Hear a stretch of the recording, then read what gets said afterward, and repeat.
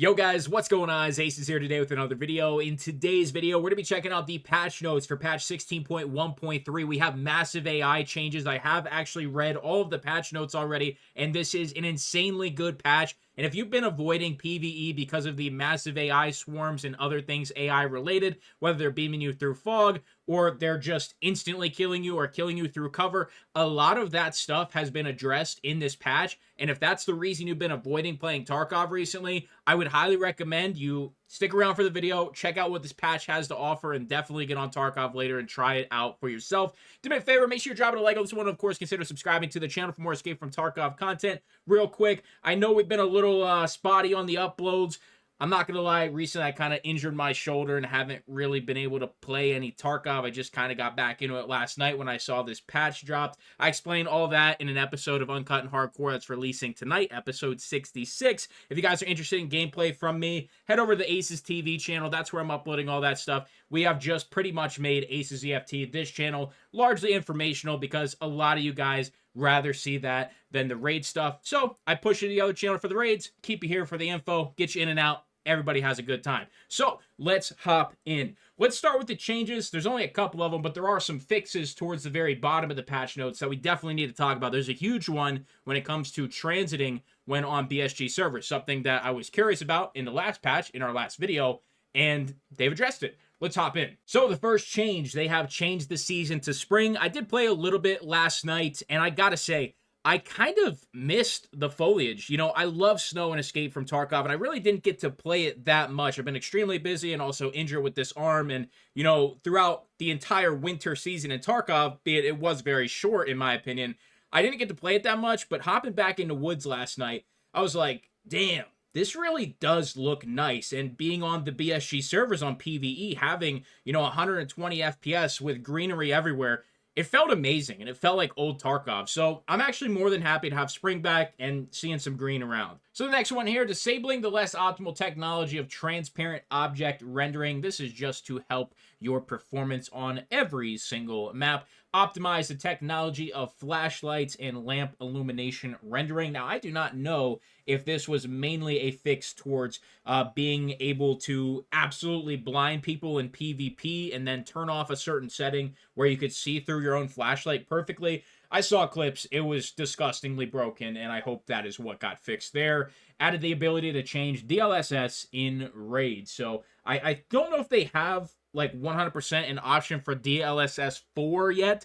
but I believe they said that's coming if it's not already in the game, and there is a way to actually manually do it in your NVIDIA settings. But apparently that's been helping out a lot of people with their FPS if you don't have like some sort of NASA rig. So definitely look into that if you can, if you're still struggling with FPS. So we're going to move into the AI stuff here. These changes are absolutely massive, guys. Like, this is a great update because the AI were just so disgustingly cracked, and they overwhelmed you at times. And this entire patch is largely correcting every single one of those issues. So, there's a readjusted system for enemy AI. We're not going to go through every single thing, but there's a bunch of factors now that come into play when it comes to AI detecting you and keeping the engagement with you. So the further away they are, the longer it takes to detect. The enemy being you in most of these cases, because we are taking it from the bot and the enemy. So the greater the angle between the bot's view and the enemy, you being the enemy, the player, the PMC, the longer it will take to detect the PMC, you, the player, or, you know, in PvE's case, other PMCs, PvP's case, other players. So next is the heavier the fog. This one's huge. The heavier the fog or rain, the longer the enemy detection speed and shorter the maximum enemy detection range. Now, honestly, the speed thing isn't like as crazy of an issue as the range was. You know, there'd be multiple times I would upload on the Acez TV channel us playing our hardcore raids on Shoreline, and we're just getting beamed instantly through fog. Dense fog, you can't see a damn thing, you're beamed, you're dead. It's not good for the gameplay. It doesn't feel good. And this being fixed is absolutely massive. This is a great change, and it's how it should have always been, but it's fixed now. That's what matters. The visibility impact of fog and rain is negated if both the bot and the target are indoors.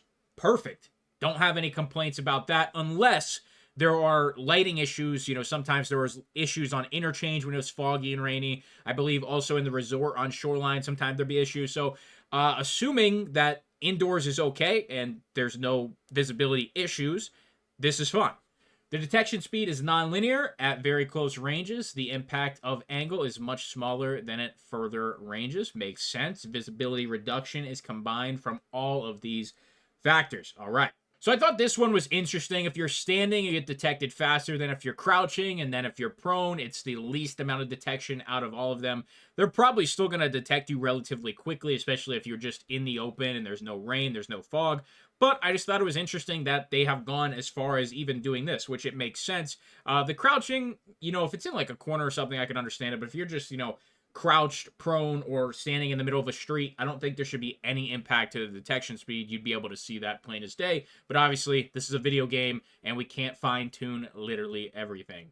Adjusted AI visibility, depending on the vegetation. This is one that I honestly didn't struggle with nearly as much as I did with the fog and rain thing.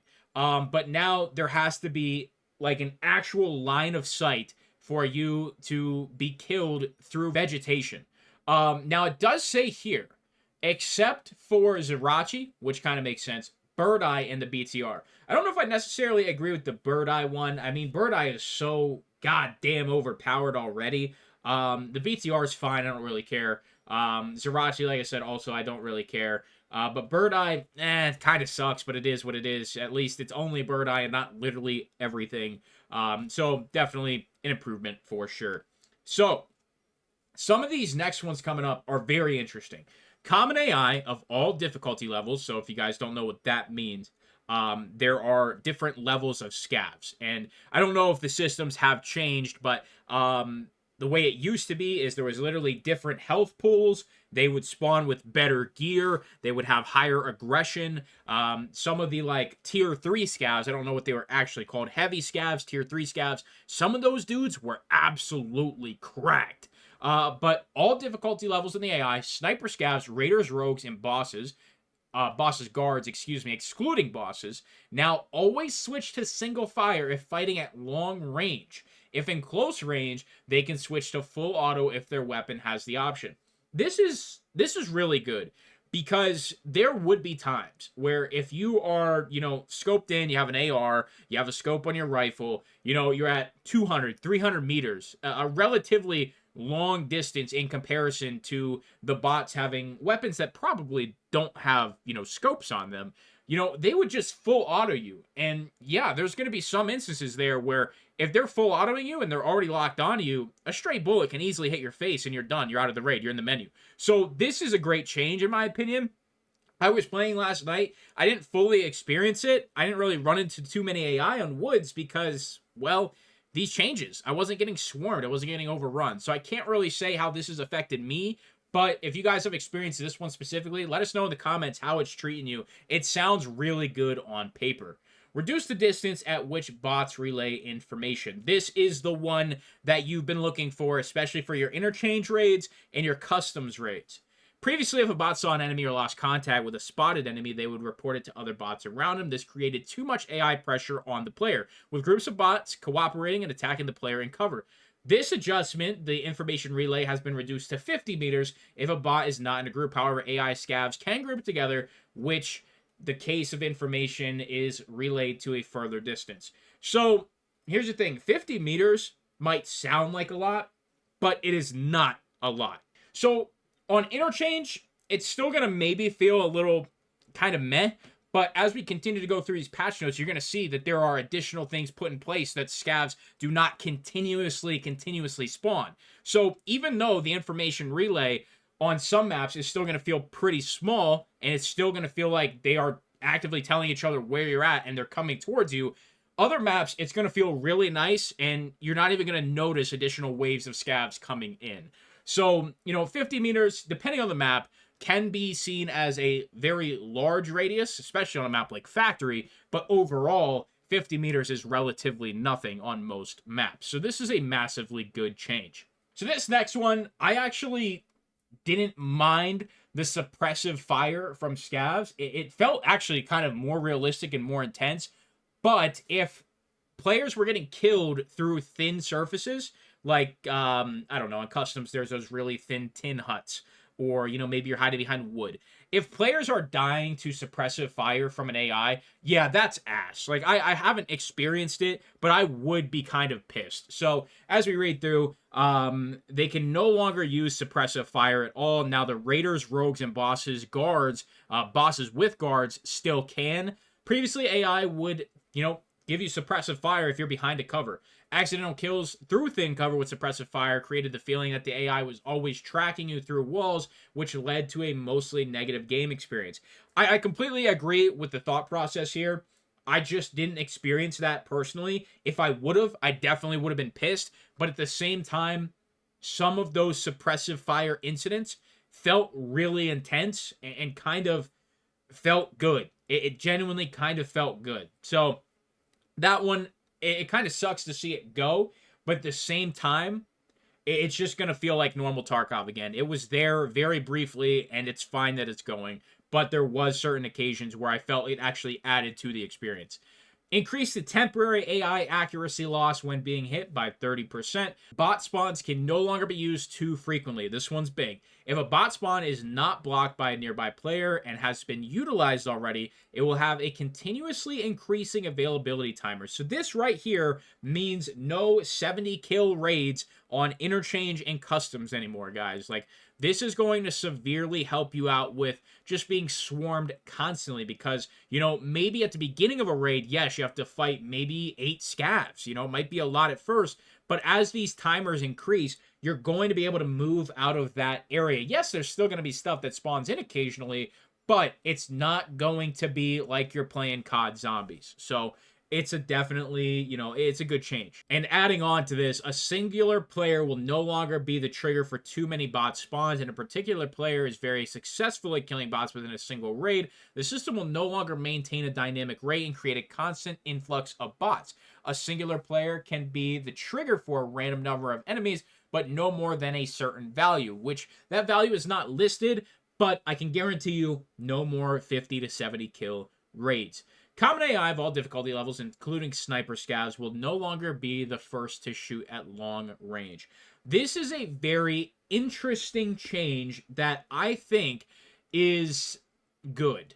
I think if you're at 200 meters and an AI sees you, they should not have the ability to one-tap you with an iron sight AK. And that is largely what this note is specifically about. This is a good change in my opinion. However, with the sniper scavs, I'm not sure. We pretty much know every single sniper scav spawn. And in PvP specifically, they get taken out probably within the first 5 to 10 minutes of a raid, every single one.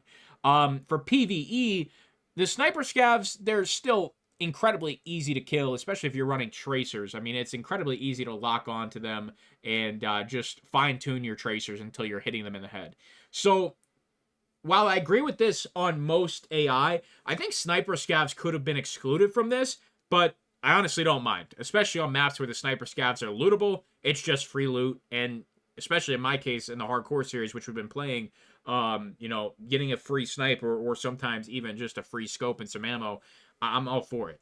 So, they can no longer shoot first at long range, even if they have detected you. Now, if an enemy is detected at very long range, the bot, being uncertain of their skills, will prefer to take cover and switch to a waiting tactic. However, if the player themselves has already detected the bot and attacked them, the bot will shoot back. So, pretty much exactly what you would expect from that. Now, if the bot's literally just camping and crouching in a corner, that's going to suck, but you know, I don't think there's most cases where a sniper scav is largely going to just hide. Maybe on like streets where like the little strip mall is at the back of the map near the flare. You know, it'd be really annoying if those guys are just constantly crouched waiting, because then you wouldn't be able to kill them. They would just never stand up. But if they are standing at least, that would be fine, and you can still, you know, obviously kill them.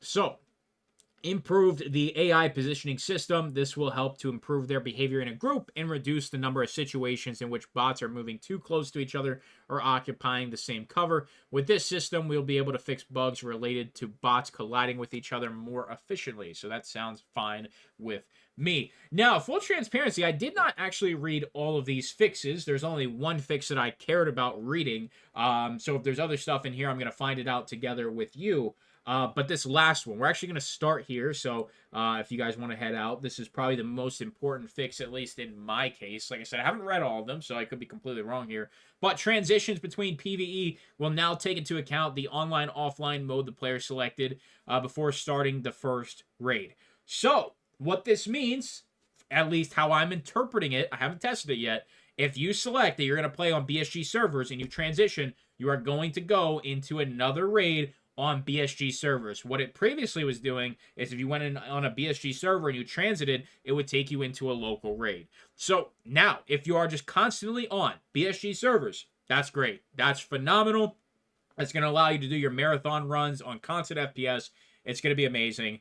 And it's definitely a step in the right direction. So let's take a look at some of these other fixes. I'll get you guys out of here. A little bit shorter of a patch note video. Usually when we break these down, they're like 30-40 minutes. So glad we could keep it a little shorter.